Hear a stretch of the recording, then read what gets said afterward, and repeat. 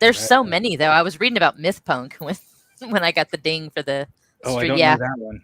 Yeah, that one I think is it seems to be modern retellings of fairy tales and folklore. A lot of the stuff that I already read and write anyway. So yeah, there's a lot. So I mean, if we want to keep doing this, it's a target-rich environment. So Yes, excellent.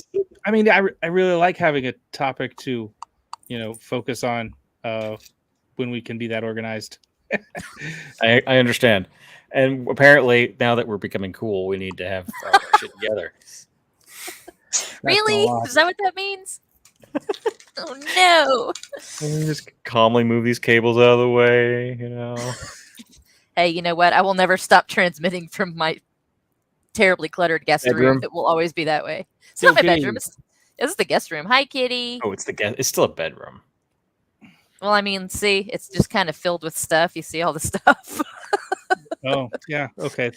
Don't pay attention to anything else behind the, Yeah. Well, part of the problem is we have to get the boiler flushed tomorrow, so that sounds exceedingly steampunk. Yes. Getting our boilers flushed. Somebody is coming. It sounds like a rock tumbler when the water heater kicks on. So it's a problem. Yeah. Well, in West Texas, that would make sense. Bad. I'm surprised you get that with Dallas area water, though. It seems like I've never had that happen anywhere I've lived before, where the water heater did that. And you have to be saying it right now. I only heard it because I was in here putting the Christmas stuff away finally. So, yes, I put my Christmas decorations away in March. All right. Hey, my Halloween decorations are still up. Oh yeah, those are up all year. Yeah, I mean on the outside of the house. Yeah, same. We take down the witches, but that's about it. Yeah. You just put Santa Claus hats on the witches. Just change out the hats. Jack, is your dog wearing a neck pillow? Yes. So this is a blow up pillow to keep her from going through the fence. Oh no, poor puppy. However, she feels like she's Queen Elizabeth in it, so she wanders around and struts, going, "Look at my thing." Yeah, my brother had a cat who would use his cone as a weapon. Sorry, I was talking over you, Thax. Say it again. Is that her ruff? Her ruffed? Maybe. It's definitely a mane at this point. Oh. Hello, Rita and Lawrence. Oh. Hello. Hello. And I just realized I still don't have a hotel room for Galveston. Should probably get that taken care of. Well, we have a space. I know you have specific needs. I have issues with sharing space. It's not the people; it's us and our. It's not the people; it's just us. It's just it's our issues that we're disgusting. We're that's obnoxious human. Yes, we are disgusting, obnoxious human beings. So we tend to not want to share that with everyone else. I understand. Like, I like my own bed. And I like my own house, and I don't have to worry about everybody else doing other things. Oh, I like my weird dogs. I like to cook breakfast. Yes. I like it when you cook breakfast, too. Well, I mean, we can stop by in the morning for breakfast. All right. I'll take that. Yeah. Pick up some shrimp on your way over. We'll put it with our egg. Yeah. That's the first thing we usually do when we hit Galveston. Waiting for the hotel room to be open, we go to the grocery store and get all the provisions. All the provisions. Oh, by the way, are we carpooling or not? Well, we're talking about a lot of people and some equipment. I didn't know if it was going to be just you. It was not this time. At this time, okay. Yeah, I don't know if I have a car big enough for all 5 or 6 of us. Is Erica going this time? Yes. Yay! Is Lex going? Yes, it is the plan for Lex and Cody to come. So, aw, and Shannon's gonna miss it. Damn it. Well, yeah, but she gets to go to England, so I mean, it's a fair trade. But is it though? Not for us, but for her, yeah. For her, yeah. It's a small price to pay. I can't go hang out with my friends, but I get to go to England. Yep. Yep. Oh, and I will get I also forgot to do the outro voiceover. I'll get that done tomorrow and sent over to you. Curses. Sorry, Jack you was already. saying he was gonna get some quiet time last weekend, but I guess that didn't happen. I got. Oh, Jack, you didn't do yours either. Did I record it? No. I thought you recorded said it, but I never finished it. Oh man! No, wait. Oh. Let me check. Like you said, I got very busy, and I edited like 250 gigs worth of footage over Good the weekend. Lord. Good Yeah. Lord. I didn't think I'd written that much. I have 4 terabytes worth of video. I'm trying to Wait, get through. what? Right. For what? Hang on, did I miss something? I thought we were just recording something. No, not our stuff. What are you doing? Oh, okay. I was like, what? Clearly, I missed something. Well, with the advent of the of Texas blocking out certain websites, I have gotten into a completely new job. Yes. No, joking. That's bananas, and I wonder how long that's gonna last. Well, Utah's didn't last very long. Yeah, when they did it. We'll see how long it lasts. But even then, Texans are not dumb. We figured out that VPNs exist, and VPNs will get VPN has got they're yeah. all Texas' the stocks have usage gone of the up on the VPN has gone up. I've made a Yeah. couple dollars. Yeah, I was gonna say that was bananas, and it's like a ton of sites too. They all have the same text. Hey, it's time to get going. You guys Sorry. ready? Yes, no more porn. From her crumbling bunker, a post-apocalyptic librarian explores the wasteland, recovers books, and keeps the flame of knowledge alive. An eccentric traveler with tales slightly more than believable wanders the wilds in search of fine beers, good company, and strange artifacts. A wheeling-dealing maverick, not averse to a new scheme or hustle, keeps an eye out for the next wealthy dupe or pursuing lawman. They find themselves together, traveling the long roads of Texas, meeting steampunk luminaries, and stumbling across outrageous fortune. Tonight, they report back to you through strange telegraph technology on the latest happenings and interesting trivia of our steampunk world in the great state of Texas. Join us now for the Texas Steampunk Connection.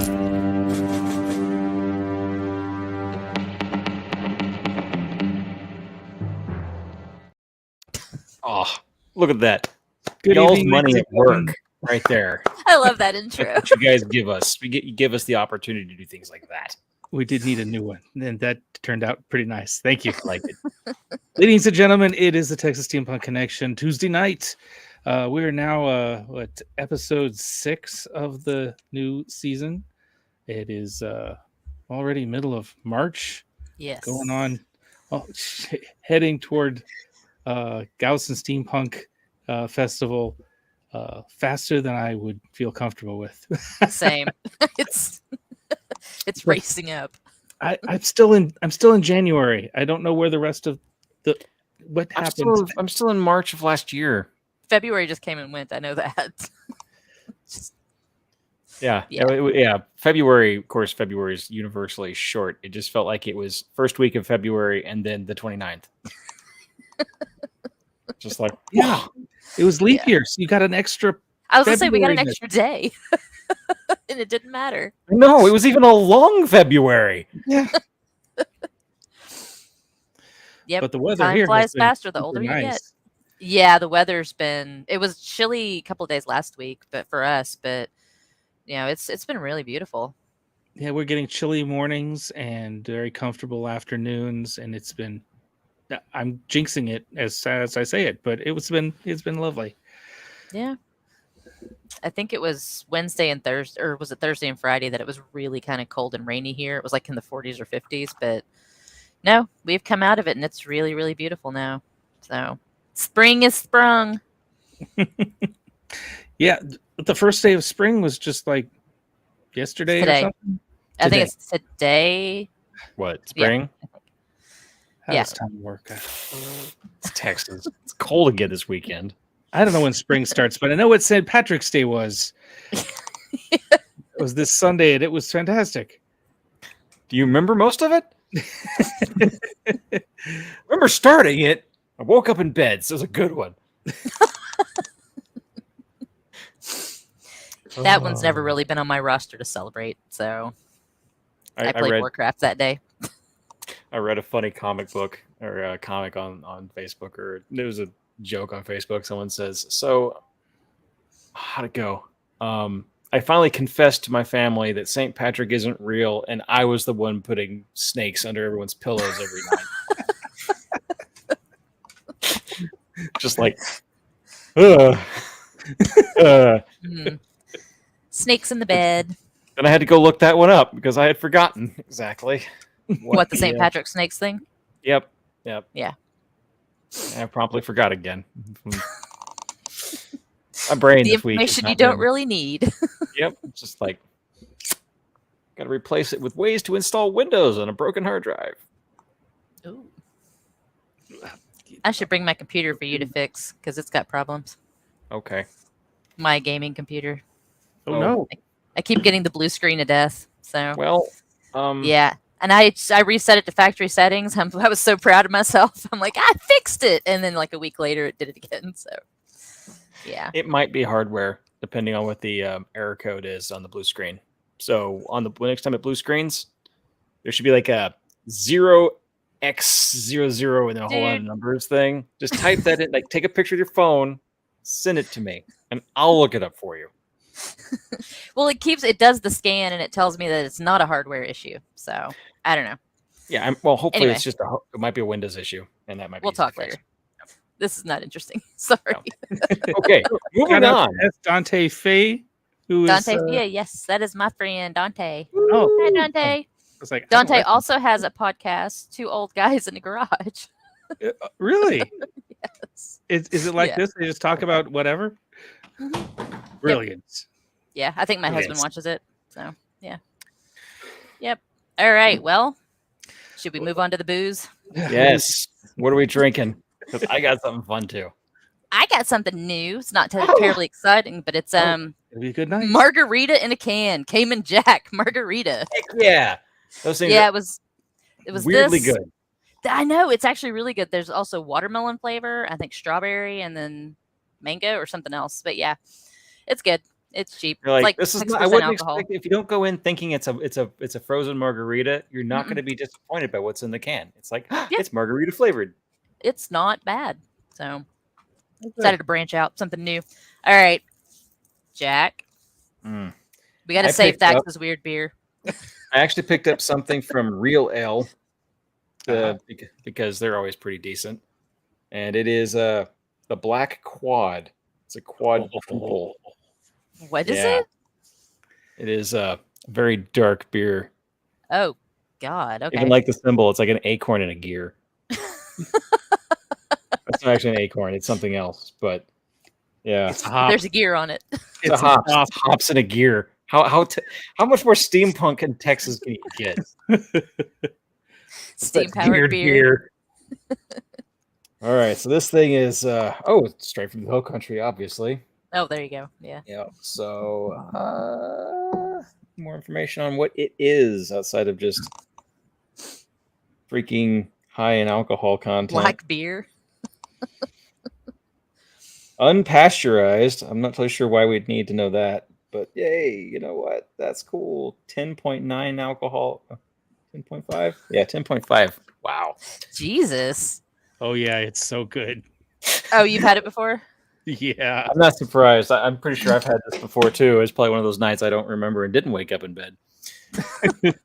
But let's see here. That is really thick. If cake was a beer, this would be a pound cake. Oh, Jesus. Okay. But it's Yeah, really right good. there? You just no, it's kind of all right. So you know how liquid is liquid technically. This is like it's liquid, but it doesn't like absorb right in immediately. It's like it's in a plastic bag that hits your mouth and it falls apart. You're not making it sound appetizing, I gotta say. I don't really understand how liquid is not a liquid technically. So you know when a raindrop hits a windshield, and sometimes you could tell when it's when it hits a part of the windshield that's got something on it where that it's hydrophobic and it just keeps Got rolling. the hydrophobia? Yeah. Well, it's like this is hydrophobic until it hits like the back of your tongue and then it like breaks. It's good. It's just thick. Okay. Yay. Highly recommended. You're making it sound so So intriguing. I'm gonna have to try it if I can find it up here. Oh yeah, you can. All right. You know what, Thax? Okay. Something I've not tried before. From Clown Shoes, this is Royal Standard Wee Heavy Ale. It's got a picture of a wild That is redhead. the most righteous can I have seen in a long time. There's a lot going on. It looks like that needs to be an icon for what was that? Power Thirst, the joking energy drink that one guy came up with on the internet and made a really funny, stupid comic book or script for. Nope. So I've never See, had Jack, a Wee you didn't do Heavy the fancy before. pour. Ooh, I don't. It's a bottle. You It comes still with a did the fancy fancy opening. I'll pour it fancily in my mouth.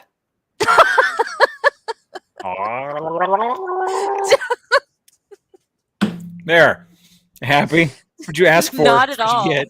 No, I'm not happy at all. so this is listed as an 8%, so it's going to be pretty heavy. But it's not a stout. It's not like dark and thick like Jack's. Like the oil that Jack is drinking. Well, we are talking about petrol and diesel. And, unrefined oil is a very interesting thing. Sometimes it comes out just like baking oil. It's clear. You can see right through it. It's crystal. You can pour right into your engine. It's fine, straight from the ground. Other places, like the wingy bit of West Texas, it comes out in the most putrid, disgusting Vaseline consistency ever. What are you talking about? Oil. Straight oil. I guarantee you, some of those wells out there are pumping nothing but just putrid Vaseline. That's what it is. It takes so much chemical to make this stuff liquid to get it out of the ground. It gets in your clothes, and that smell never goes away. And that's Jack's Vaseline corner. Thax, how's your beer? Jack's lubricant corner. There you go. It's very nice. It's Lubrication Jack. much lighter than I expected, given what Lawrence usually drinks. It's like a lager, but 8%. So it's a little more malty, a little sweeter, but not like super heavy. It's nice. I would definitely drink this again if Clown Shoes wasn't such an expensive brand. You could almost have built a little pump jack on the top of this thing. Thax, have you had the Rainbow Sherbet beer? Because I ran across it on the Total Wine when I was making my order earlier, and I saw it and I thought, but it said it was a sour, and I don't know if I'd like that. I've had an orange sherbet sort of beer. I don't recall if it was a sour. I don't think that doesn't sound particularly familiar. Okay. I couldn't remember. I mean, I figure if it's a weird beer, then it's probably in Thax's domain, but I couldn't remember. Thank you. We all have our specialties. Something weird to drink when we're in Galveston, eating like food on the beach somewhere. Like, this is the thing we're drinking tonight. This is fun. Hey, my friend. Gonna have to bring your weird beer to the live show. Yeah, well, I don't think we're allowed in with our weird beer, but I'm assuming we're going to be able to get something at the place that allows us to advertise the beer that they have there.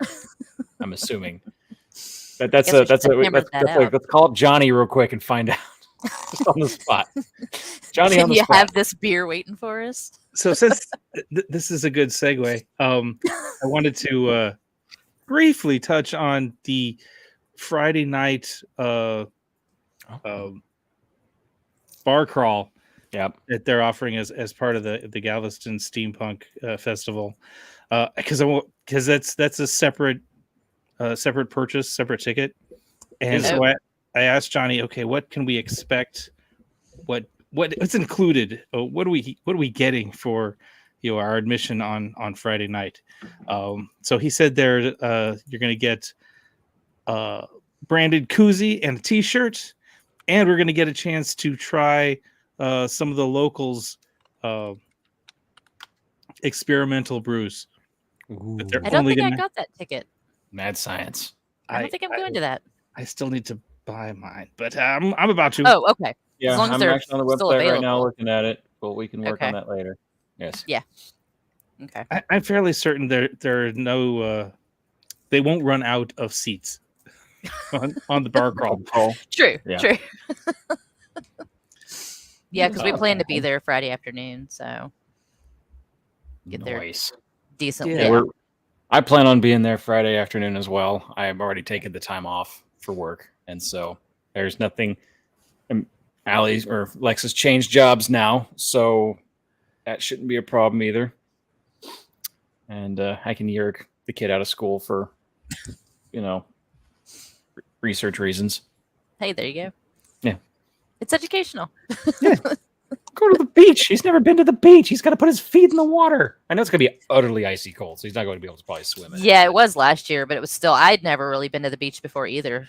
Before last But year. my kid's so 10, and he's yeah. never been to a beach. I'm like, I was 47 and I'd never been to a beach. well, to be fair, my aunt used to live in the area, so, and that was a thing. So I've been to the beach multiple times in my life as a young person, but and nearly died like 3 times there. So I'm not really too keen on just immediately taking my kid out of the beach in the middle of the water. So let's just say I like to go out far. Clearly. And then I found the funny little like slipstreams. Those are not fun. But Alrighty. that's not the main. Well, Dax, main do we have a event topic tonight? I was hoping. Let's see. So the last episode we talked about boiling down steampunk to its very basics for sort of a steampunk 101, or how to explain to someone what steampunk is. Now we're going in the opposite direction, and I'm hoping tonight is the first of many nights where we explore one of the subgenres that sort of our steampunk umbrella sits over. Tonight we want to talk about Dieselpunk, more specifically, or Petrolpunk. Petrolpunk, yeah. As Jack's wife informed me recently, today, that it's very similar. She's fun. I love my wife, but and I'm sure she'll chime up if I screw this up. But it's more of a Eurocentric. Petrolpunk is more Eurocentric and more sort of the point of view of defending against the oncoming war, which I guess the Europeans have had experience with in World War I, versus the American side, where we call Dieselpunk, and it's generalizations, but it's more about taking our big tanks and going off and getting the thing done. There's kind of a big difference between steampunk and dieselpunk, and one of them is obviously the time frame. Yeah, the interwar period. You move into a point when war was a gentlemanly act during steampunk, because it was still. I mean, we're moving into the modernization and industrialization for sure. But World War I was the moment where it was no longer about being gentlemanly in war, but how manly your country was and how much manpower you're willing to lose to prove a point. It goes away from kind of this romantic period of wonder into kind of the modernization of mankind. And I actually found, and well, I didn't dig very hard to find this, but on Wikipedia, I love this quote. Same. I found it a long time ago. But the Scott Westerfield addresses this question, and he says, "I like the word dieselpunk. If you're going to do something like weird World War II, I think that makes perfect sense. But for me, World War I is the dividing point where modernity, I don't know, goes into Modernity. being, it's almost maternity without that quite. But it goes from being optimistic to being pessimistic, where we were hopeful for the future, and then we see the world we have wrought, and it's this. There's no end of it. It's the kind of the militarization and the military industrial complex kind of takes over. But comes down to where essentially the dividing point is where the words machine and gun become together, and they both change the whole meaning of the word because before machine was different and gun was different. The moment you put them together, it's a whole new ball game. Yeah. And at that point, war is no longer about the sense of adventure and chivalry and the way of testing. It's a way of testing your nation's level of manhood. It's become industrial and horrible. Yeah. So- Well, and this was also the period when Churchill created the Ministry of Ungentlemanly Warfare. Yes. When things literally stamp of changed in approval World right War II. there on the Yeah, change in in the World War time frame. II. Yeah, so I mean, but the interwar period, I think Dieselpunk does work better because that was you're right, everything changed. Warfare completely changed when it became automated the way that it did. You didn't have to, you weren't up close and face to face with someone when No. you killed them. You could be, Well, across World the War no I was the man's land. first war in which we were able to kill people faster than any disease was on a battlefield. And that's why Britain lost so many young men. Just an entire generation And of young men were France. killed or damaged. Yeah. Yeah. But It's funny that you should quote Scott Westerfield, because that was the first author I pulled when I thought, oh, Dieselpunk. yes, I'll bring up the Leviathan. Leviathan. by Westerfield. First of a trilogy. Very, very cool book if you like Dieselpunk or giant mechanical robots. Yes. And also some other things that I've never seen developed anywhere else, but in Westerfield's books. I don't know if I should share them because it's kind of cool, and I want you to find out. I haven't read them in a long time, but yeah, they're excellent. They're really, and they bridge that steampunk to dieselpunk kind of And that's area. kind of where I want to talk about for just a segment, because the whole Petrolpunk thing to me seems different, because petrol and gasoline are slightly different, even though they are very close to the same. And one came right before the other because they're a different refinement. One is hydrocarbons, and one is, it's hydro. Where is it? It's not hydrocarbon. I thought they were the same thing. I just You thought mean it was one. you was mean British and petrol one and was- diesel, correct? No, there is a slight. So there is a. They are the same mixture. They're both machine spirits, as the British called it for a little bit before it became aviation spirits, before it got turned into gasoline.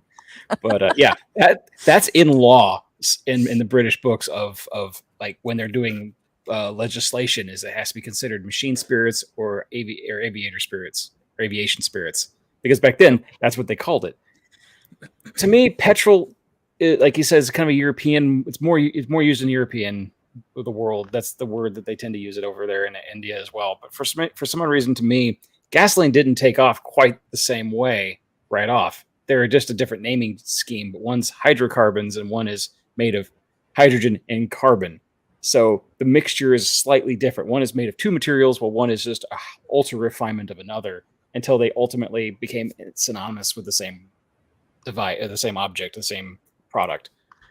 So to me, petrol has kind of this very narrow window of like World War I before diesel took off, because gasoline engines and whatnot were not becoming, because diesel was still superior for a lot of reasons. It was easier to manufacture, and it's dirtier, but it's easier to run and everything. Like the reason that a lot of World War II trucks and Jeeps and everything run on diesel is because it burns in nearly everything. You don't have to, as long as you have pressure on the fuel, it'll do combustion. You can put fires out with it nearly, as long as there's no pressure with it either. So it's very safe. Gasoline is not.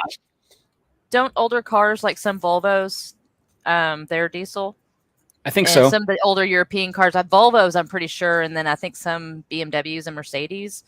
Because or it diesel, was a safe yeah. fuel, and it's very readable everywhere. And only up until the last couple of years was it fairly consistently priced with the rest of fuel in America, for sure. But to me, that makes a very distinct moment of before things became more diesel than it was gasoline and petrol. And so I like to make that more of the World War I style thinking. So it kind of micronizes the whole genre even more to a very distinct point in history. Because when I think of Dieselpunk, I think more of 1920s, late Art 1920s, early 30s. I think Yeah. Indiana Jones. I don't Yeah, think that's- World War I mentality at that point. I think of, look at all the, like, it's clunkier. And then you start Well, getting it's more the refined. interwar period. It's that period between World War I and World War II where so much was happening. Like I said, we had the Art Deco movement and all of the straight, all of the very distinct lines. And then the Depression came along, and then, we ended up segueing into World War II. So that interwar period for everything was so much was happening in that very relatively short period of time. And so, the Dieselpunk that draws on the Art Deco, it's beautiful. I mean, the movies, and you're right about, because I read the wiki too, that they mentioned Indiana Jones, which kind of surprised me a little bit, but not when I thought about it. It seemed, I think it that made is sense. too late. You think it's too late? early. Well, It's it's early specifically 30s. There's mid 30s. It's when Germany was wandering around, taking over the world, taking artifacts from all over the place. Yeah. So the war was coming. It was late 30s and early 40s because we already had the Nazis, and the Nazis were running around all over those movies. But so, and that's usually what you see. Yeah, that Art Deco period. I like enjoying Art Deco via the arms industry at that point in time. They made so many pretty guns. I mean, fair. They did. So to me, I think more Dieselpunk is these big, huge lumbering machines gushing out diesel smoke and leaking oil and just tromping grungy across battlefields. At a size and a scale that just wasn't possible without that sort of fuel. Okay, then let me ask you this: Mortal Engines. Do you think that do you still think that's steampunk, or would you classify that as Mortal Dieselpunk? Engines? I would say this. I think it's both, isn't it? Well, I don't think we need to make a big distinction, and that is where the fight starts. Let's do it. I think steampunk is an umbrella term that Dieselpunk can fall into, and we don't have to feel like we need to make strong distinctions. This is the boundary. I'm and that side is Dieselpunk. I'm not a distinction real person. So, but like you're saying, those big machines that go, just crushing and destroying everything, just spewing out, pollution behind them.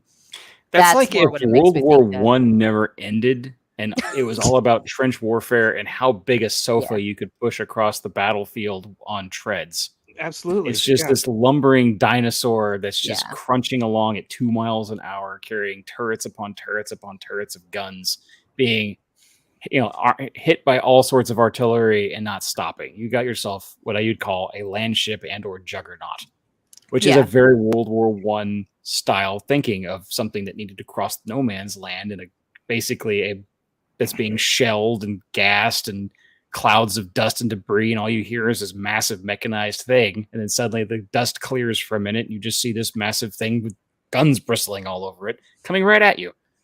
That's a very World War One-esque visual, and that's when airships and blimps were used to take out airplanes, and you don't have that much else later.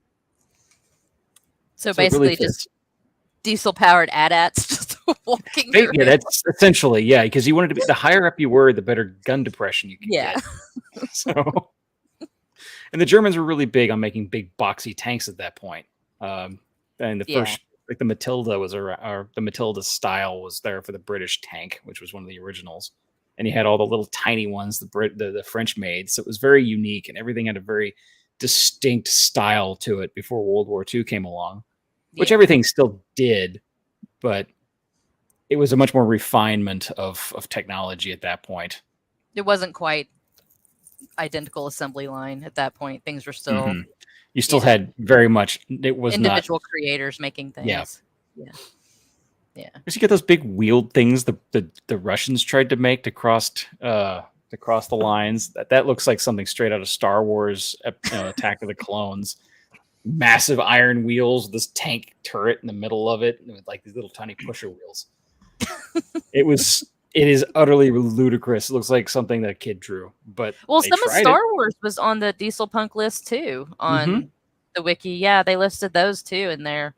And of course Miyazaki popped up. And the Batman, I thought that was interesting. They listed Tim Burton's Batman, which because one thing that I noticed was they mentioned that again, 20s and 30s, that noir style, that Dieselpunk's got a grittier noir, Oh, for sure, private the cartoon. detective, Sam right up there. Spade running around out there, type of feel, and that is absolutely what that Tim Burton's Batman was.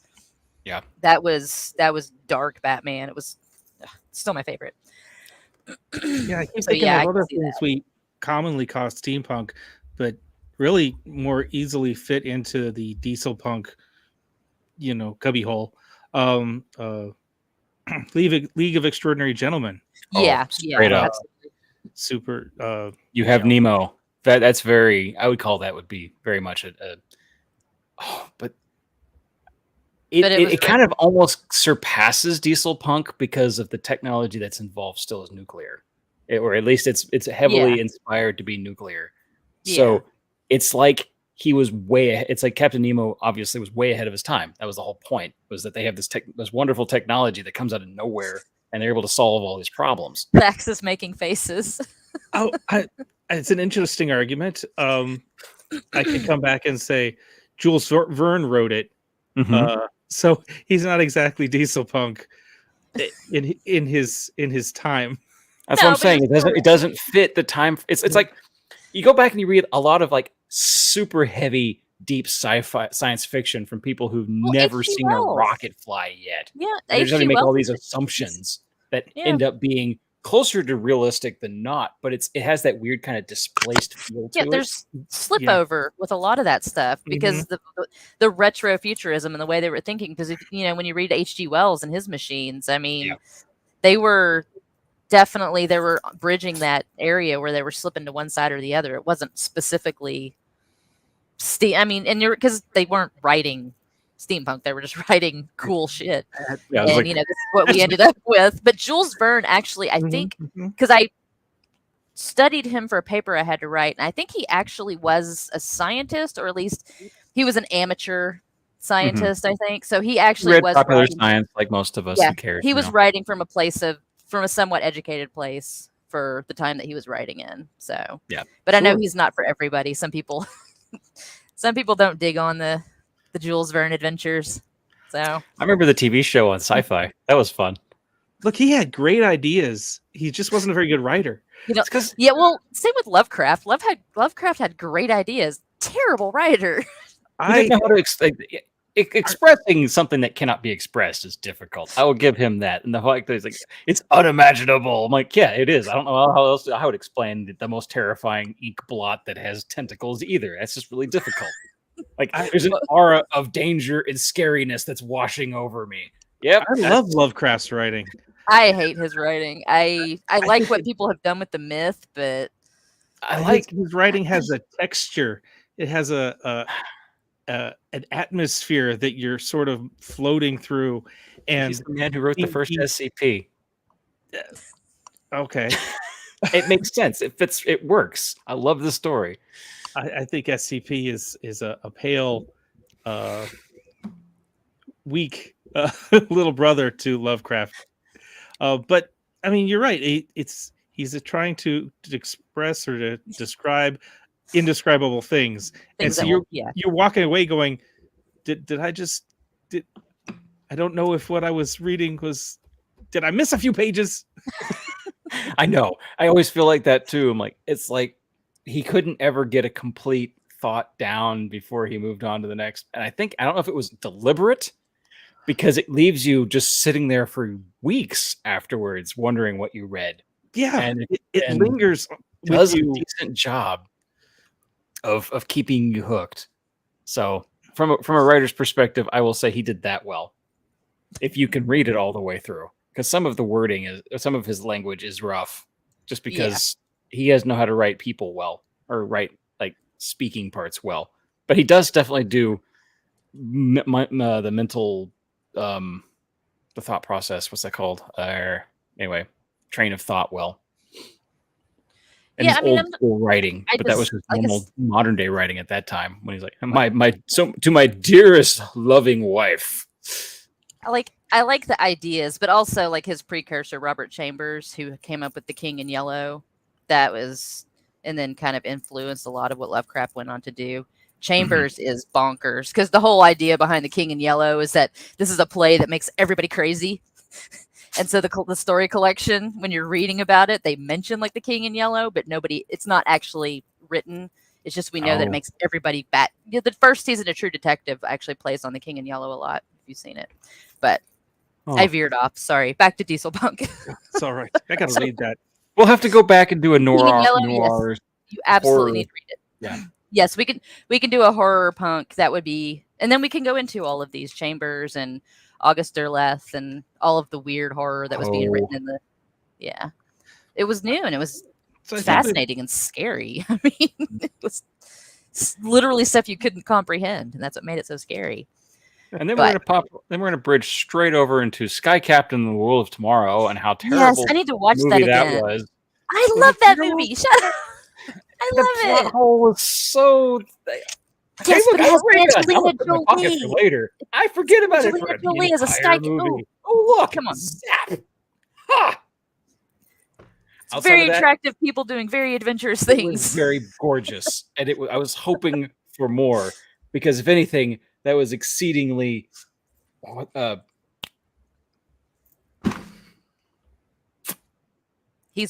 happened? There's a cartoon that I cannot come up with. Tailspin. It was like the most tailspin movie I've ever seen. What? You've never seen Tailspin? I have. It's Blue. It's the animal movie. It's Blue, yeah. Blue and with Khan and Ka and all those characters, but done in. No wonder I love Art Deco. It's Art Deco. It's the 1920s and 30s. Baloo is a cargo plane pilot, and apparently everywhere has better to fly planes than ever ship a boat in your entire life. And there are pirates. Who is played by what's his name? Frank or coming? Is it Jim? Who does the voice? I don't know. I just know that Baloo is like quantum leaping through all of those different cartoons. I mean, he shows up just everywhere. And maybe one day he'll get back to his wonderful point with his kid. He is the nomad of the time streams. Yeah, I watched Tailspin. I was probably too old for it, but I watched it. I probably was too, but I thought it was a lot like it was my time period. Indiana Jones. Yes, it was very Indiana Jones. And my favorite villain of all time is Don Carnage, the Fox pirate captain, who has this. It is I, Don Carnage. And it was done by Jim Cummings, so it was funny. And then, of course, and like the best thing ever, the same character plays the Pirate King in the Clone Wars series that like captures Anakin and Obi-Wan, except he's just. You know, he's the same character. He's just not he's just as expressatory and everything about it.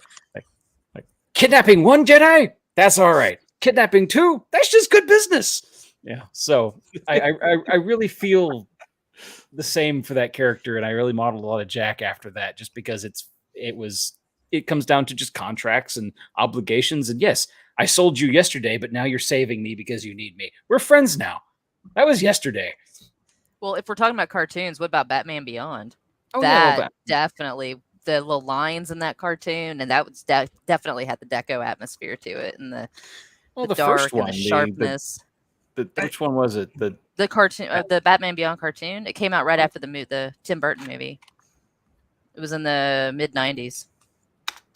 Yeah, because that's when I'm sick and I can't go to sleep, I put that on and I just fall asleep watching Batman Beyond. What's the Batman that was on when I was a child? Probably cartoon or movie? Yeah, it was Batman the cartoon. Batman Beyond is the cartoon. Nope. Okay, It was. Heck, come on, Batman the animated series, which I guess counts for part of the Batman and Beyond. It's just mine was Batman the animated series. Sorry, Art Deco one, the complete animated series. Yeah, okay, so it counts. Yes, sorry. Yeah. No, you're good. You're good. I didn't. Yeah, you're right, Kristen. I think Beyond was the 2000s. It was Batman the animated series. Yeah, was the one that I watched. I was Cyberpunk. Yeah. The one from the 90s was the one I would come home from school and watch when I was like 16 and 17 years old. The one where everyone was carrying, Thompson machine guns and just the flashing lights and the colors and the gray tones and black and very it was beautiful. Very sharp and the very lines were very and then right afterwards was Gargoyles, which was yet another very kind of which has half Gargoyles. the cast of Star Trek Next Generation playing all Yes, the voice was on actors. Gargoyles. Yep. The best lines Yes. ever was That's awesome. an evil Iron Man Riker saying along the lines of essentially every man has his price and I'm willing to pay it. Like, oh, Yes, that was an excellent one. Batman. Let's see. Um, Atlantis. Oh yeah, also The Disney's Man in the Atlantis. High Castle. If we're talking about Dieselpunk, The Man in the High Castle, the book Mm. by Philip K. Dick, and the amazing show that was on Amazon. Oh my god, it was so good. Wolfenstein So the game. I've never played those. So the original was obviously you're a prisoner trying to get out of a World War II concentration camp. Okay. Beyond that, it turned into essentially like Fallout if the Nazis owned everything. So it was very rocket punk from a Nazi standpoint. But it has that very like 1960s feel to it. Like, but it's so bizarrely weird to feel having like it's like postmodernism vehicles from Germany if they took over like all of America. So there's a lot of American hints and feel to it. But then there's like the German propaganda in German on the TV, and it's obviously an American football game going on. And there's just the Nazi regalia everywhere. It is the creepiest TV show or game to play because it's just they hit you with that all the time. That Man in High Castle eeriness is there. Yeah, that was. The show was so good. I think I Especially when watched you like the first episode, and I was like, The Man in the High Castle. "This freaks me the hell out. I can't watch it anymore." Yes. Yeah. And it was. Yeah. I need to go back and finish it. It's one of those shows that's excellent. It was beautiful. It was well done, and I will probably never watch it again because it is just really hardcore and really rough. There are certain people you wish you could just sit down the world and be like, all right, we're going to watch these educational videos and we're never going to talk about this again. But you just need to know this is how the world would be if. Yeah, it was so good. That was just, it was spooky. And I mean, but again, alternate histories is a big part of a lot of these, the Dieselpunk, the Steampunk, whatever, alternate histories, I think are an important part of, which is what I'm doing my dissertation about. But seeing how things could, and some people don't like alternate histories because they think it focuses too much on one thing to the exclusion of everything else. But I don't know. I still think they're important. And especially with the man. Yeah. Well, and with the Man in the High Castle, I mean, it's not that far fetched that things could have taken, a different turn just depending on the choices that were made. And I think that's why I can't watch it again because it's just can. Yes. Well, in the current world of do you think Dieselpunk's too far out or it doesn't fit in the genre of our stuff? I actually think it can fit very well in the fact that depending on if you're building a world that has all different types of styles of punk, this is like the dwarven culture. Yes, you're going to have these massive airships that are just belching smoke to keep themselves up in the air. But you're going to have a lot of these people who are just running around in airships because they're easy to build and, apparently helium's everywhere or something like that. Or whatever your unobtainium flotation device is, it's consistent to be easy to get a hold of. And wood is just lighter and faster. So you're still going to have a lot of, there's still viability in a certain time period before you get into like rocket engines to where it doesn't care if it's aerodynamic. With enough force, we can make it work. The Man in the Moon. Get it right. Yeah, it's just one of those things that there's place for everything. And I think one of the TV shows that I remember seeing a long time ago as an anime, and I know Bax knows of it, but The Last Exile does a great job of kind of blending multiple different avenues because it's like if Napoleonic Wars never ended, even with airships, they would just line up the airships next to each other and just pass each other like this with guys on the deck firing air guns at each other with bullets and seeing how many people they knocked out. And then whoever they knocked out the most of would concede and they would win that area. And so it's the old-fashioned gentlemanly warfare, but very with gentlemanly warfare. They still warfare. line up to shoot each other, even on airships, just on these big open area hangar-like areas. Well, the thing is that TV show, the technology and the ideas are changing, and these little things called van ships are coming in, which are small airplanes, and they're changing warfare now to where you can bomb these things versus doing it the gentlemanly way. And so it's becoming, things are changing, and it's a very point of that kind of World War I to World War II contention. And I thought it was a very interesting way of doing it. Obviously, in this case, they also have another group of individuals that are kind of playing a referee, and they have a lot more power, and they're able to basically balance the two sides to make sure either one of them gets too powerful by essentially controlling the devices that allow the airships to float. They basically rent them out and say, "Oh yeah, you can build a ship around this." And if it gets blown up, the thing just pops out and we get to resell it to you later. So it's a weird dynamic for that. But that's the kind of the catch to that show. Other than that, watching the kind of the mental and personal change of a lot of the characters during this time of why are we doing it this way? This is dumb. No, this is just this gentlemanly warfare is not gentlemanly. Everyone's just dying. And people who are making these wars aren't fighting them. Well, the weapons get better. You Same as it ever was. Yep. Yeah. It's all the same. So in steampunk, as we have discussed it previously, there's the aesthetic, but then there's also the anti-establishment or punk, an important piece of what makes a media or storyline steampunk. It's something anti-establishment or rebelling against something. Do you think that carries over to the Dieselpunk stories that we've been talking about? Yeah. And is it a consistent? Would you be able to draw generalizations as to where the punk lies in Dieselpunk, or is it all over the place? I think to a big degree, it doesn't really matter if your story is if your world and your story is well enough written. It doesn't matter the level of technology. It's like if you took the story of Dune and you stuck it in 1700s era on Earth. It's the same games, the same gambits going on. It's just you have to change. Well, instead of being spice, it's now opium or whatever. And instead of having spaceships, it's just modern. It's the modern day equivalent of your ship of the line. Or you go further, and you're in like Serenity.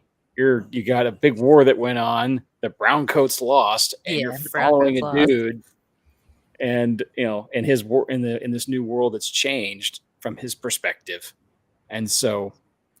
It's kind of like if you write a good enough story, the technology can change in the background however you want it to be. It can be anti-authoritarian. It's what you wrap your anti-authoritarianism in. Yeah. What the aesthetic that Star Wars. It's the same story. I mean, you're fighting. Same story. Star Wars, Firefly. Actually, yes. Rita, the one that was mentioned in the wiki was Mad Max Fury Road, which I think is a little too on the head because it wasn't gas. The fuel was the whole thing, but there was that one tanker of milk. If you weren't wherever you're always going to have stories of the little guy fighting against the corporate overlord or the governmental overlord or whatever it is, and so you wrap it in whatever aesthetic you want to put around it, and you can find ways to work that into it. Again, like Mad Max with the gas, or the helium, because since helium is actually a finite resource. This could be something that you can wrap into steampunk or whatever it is, and it will work for any. It's the same basic story of heroes and villains. Yep. It's just how you want to make it look and what kind of weapons you want to give them and what kind of vehicles you want to give them. So it's going to work, and I think it works in any story. So any story can fit the estate. You know what I mean? Yeah. Mm-hmm. Sorry, too many margaritas. And if it's not hydrogen, if it's not helium, you can always use hydrogen. Hydrogen, is not a finite resource. Anyone can make it, really, in their. But it's also deadly. But it's exceedingly explosive, which makes a really murder the shit out of you if you're not careful with it. So I I mean, Yeah. meth is explosive, but we make Actually, I'm pretty sure if you wanted to have an interesting Meth punk punk? wrapped around Florida, you could do that. Florida punk. Florida punk. Airships running no. on meth. Oh no. Oh dear. So yeah, I mean, we always have heroes and villains stories, so you know, Rita whatever asked, looks as- cool and as what you people might are going see, to take. does Mad Max count as Dieselpunk? Yeah, absolutely. Yeah, it's a post I think it's so. a post-industrial Post-apocalyptic, yeah, yeah. post-industrial. Everybody's fighting for water and for fuel, and I expect my Dieselpunk to have more Art Deco and okay. fashion of the 19 teens, I or guess we can call that 20s. gas punk then, because they're really just trying to steal gas, not petrol. Or, Witness diesel. me. I don't know guess if most it's a of strong these are- argument, but I don't like the idea of Mad Max being Well, what do you see It's- Mad Max as? Just it's just post-apocalyptic straight nightmare? post-apocalyptic. Yeah, It's But there's wasteland punk. post-apocalyptic steampunk. I mean, there is, but post-apocalyptic steampunk still has that Victorian aesthetic in fashion choices. And there's just a little tilt of the hat to a higher fashion. So It's not the just- gentlemanly bit that makes it punk, then, right? It's not Is just that the thing? The romance addition. yeah. It's not just miserable people in the desert. There's got to be some hope somewhere, is what you're saying. I need There'll them be a to new look hope. fabulous. I need them to Nice. look fabulous. oh, you gotta okay. have You need rogues. Maybe just one rogue. Maybe a group of them to blow up something large. Have you ever seen The Shadow? that Yes. the Alec Baldwin? Yes, my My favorite. Yes, family I re- loved the shadow. Yeah, I remember seeing. It's been a long time, but yeah. Well, what about Dick Tracy? Do we That's all the remember kind of that one? fashion I'm talking about. Oh yeah, Dick Tracy. That's Dick Tracy. Tracy. That Yeah, yellow suit, Madonna. man, Yeah. that's Slade. But yeah, The Shadow. I remember. I haven't seen that in a long time though, but yeah, that was a really good one. Now I'm Yeah, thinking some of about these I Madonna, haven't she's heard of. talking- Madonna singing about hanky panky. Yeah. My brain shut off for the rest of the night. Done. Oh, the Rocketeers on here. Oh, that movie is close Yeah. to my heart. I watched that probably every week as a child. Yeah. Another reason I love Art Deco. There's just a lot of Art Deco in my life, apparently. Mhm. Hey, you have a thing, you like it. It's okay. Wow, we managed to mostly stay on track. Look at that. What the hell? I know, right? I did my best, okay? Darn it, we enjoyed talking about this too much. Well, do we want to get votes on which punk we should talk about next time? People can leave Yeah, comments. absolutely. Because there is a shit ton of them out Maybe there. we should choose There's 3 that we want to Myth talk punk, about. and have to solar choose one. punk. I mean, there's hope punk, which I know I have a friend who wrote a paper about that. Pink flamingo. Yes, Florida punk with the pink flamingo airships. Rita, Run write on that that. book. Yeah, horror punk, Like, I splatter don't know punk. anything about a lot of these. Neither do I, which is what's going to make it so much fun. Yeah. Biopunk, clock pump, atom punk, Celtic Yeah. punk, crust punk. What the hell's Yeah, Celtic? crust punk is. Yeah, I've heard of crust punk before. I actually dated It's a Oh, guy not who dirty, you're ended making my sort of things life. yourself basketball out of punk thing. trash. I mean, there's a lot. Where's the And there's punk, Yeah. there's ska punk, by the way. Yes. Oh, did you see in Deco Punk the music that they were listing that was like the rockabilly and like squirrel nut Yep. zippers and I know And I the- didn't really understand how that worked with Diesel Punk, but I guess Mm. yeah. But I think it's I don't easy know to get who's- into the weeds if everybody wants to make their own brand of punk. I but mean, we'll give like it a I shot. said, it's everywhere. Ray Punk, Electro yeah. swing for diesel So- punk for music. Oh my God, there's Formica Punk. Ah. So I'm being told over here that electro swing is really good with diesel punk. I believe that it's more appropriate to the timeline than typical, Okay, steampunk. But Y'all I need to like look the up- guy with the flaming guitar flamethrower from Mad oh, Max. from Mad Max. Y'all need to look up Barred from cassette hell. futurism and Formica Punk. That is our age group. Formica punk? Dax. reimagines the late 70s and early 80s aesthetics as popularized by the IBM personal computer. Oh god. I love it.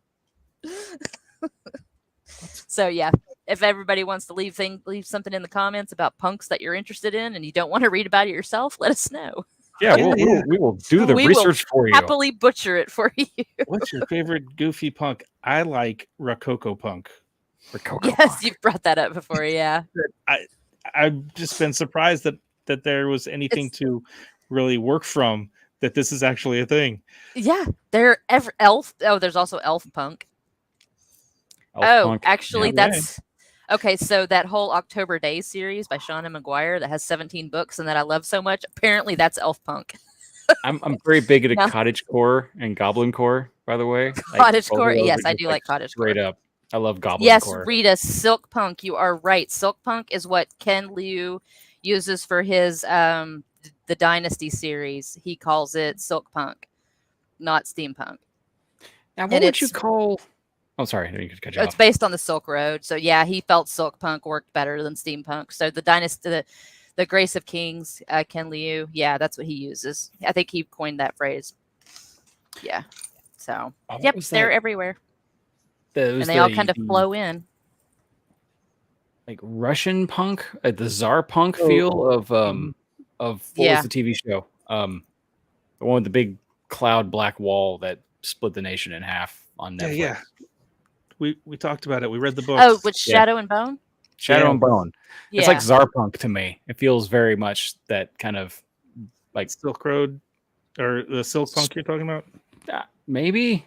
I feel like it's a kind of its own thing because it's more of it's Eastern European, but obviously not straight up. I don't know. I guess it fits the Silk Road area. I think Silk Road goes more towards the Turkey side, though. To a certain extent, it starts to feel like we're getting really granular with getting very free with the punk on the end of everything. Ooh, I guess we got to rein our punk in. The punks are out of control. The punks are just punk is out of control. Yeah. Well, when you can't tell the difference, when you have to have a big nerd explain the difference between Ray Punk and Atom Punk. Like, do we need both of those? You just one didn't have transistors. And all of this started because of cyberpunk. That's where it all started. We had cyberpunk, and then Jeter made the joke about steampunk, and then it just all went off the rails. And here we go. Everything is punk now. Suddenly, yes, trains are popular again.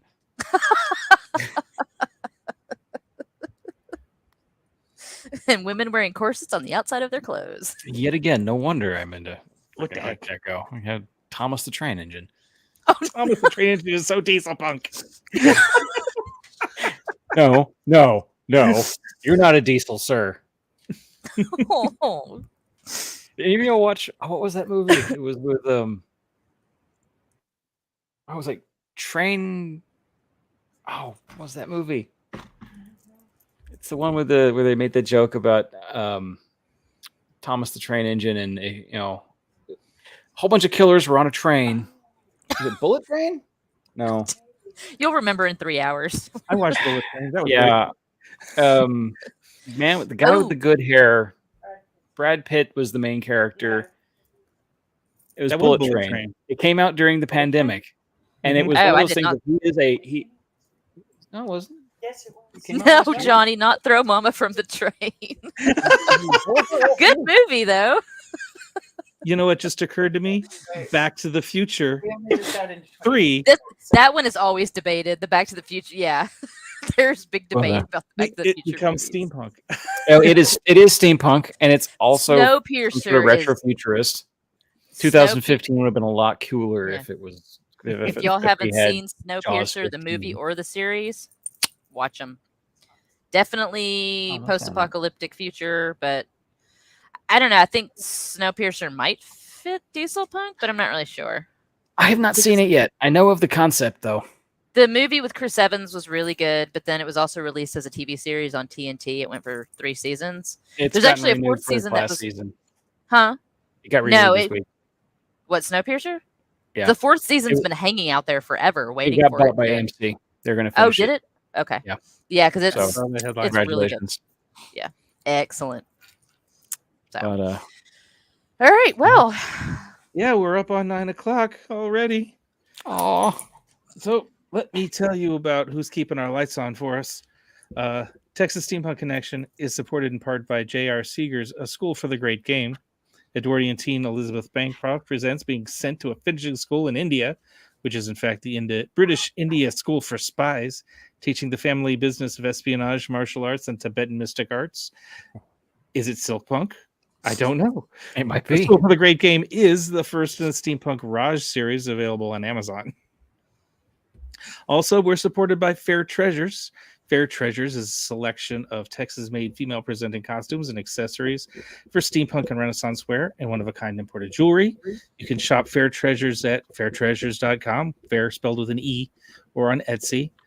And I keep bringing Fair Treasures up on this cottagecore community with gals who are looking for pieces. I'm like, go talk to my friend Kitty. It's like, oh, but I have to have a custom piece. I'm like, she makes all of it. She does that. That's her job. Just go. You can look and not buy. Yes. She's It's not- outfitting me for Galveston. So. Exactly. So, So Kitty, when I you feel fly like- up for fitting, We also want to thank our patrons who are on Patreon. We'd love for you to join us on Patreon, buy us a coffee. I'm occasionally putting up little extra bonuses from the show or things that you might want to reference later on Patreon. I'm just trying to be helpful. But I I want want to have more on Patreon after certain conventions.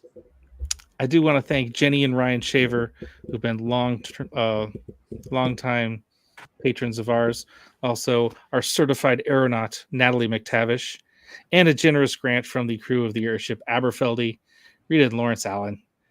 Our opening music was Horses to Water by Topher Moore and Alex Elena, and our graphic designs are by Megan Higgins. It's important that I mention the opening sequence because YouTube is going to cut it, or Facebook is going to cut that out, and I'm going to have to fight with them because of copyright claims. I'm not bitter. Okay. And that's it for our patrons. Thank you all very much. Thank you, everybody. Thanks for showing up and talking about Dieselpunk. Viewers, thanks for tuning in with us. Is there anything else we want to add before we let go? Anna Schneider, thank you for tuning in and making comments with us.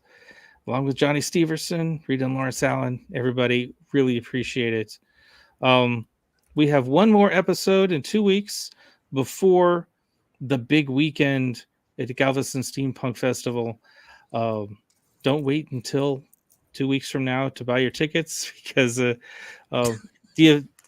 experiences are selling out. So go over there and just Google Galveston Steampunk Festival and get ready.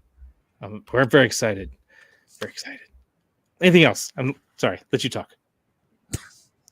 Anything? Nope. I ain't got Okay. nothing. Mind your gauges? Mind your gauges. Mind your gauges. So, once again, thank you for listening.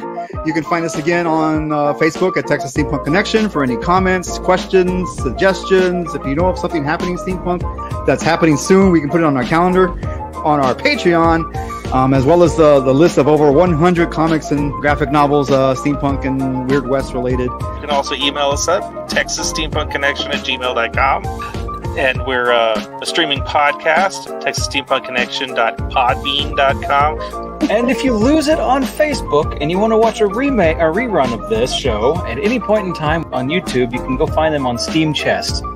And although we've made many, many jokes about Twitter, you can look for us at TX Steam Connect 1 on Twitter. I never use it. I never look at it. I don't know.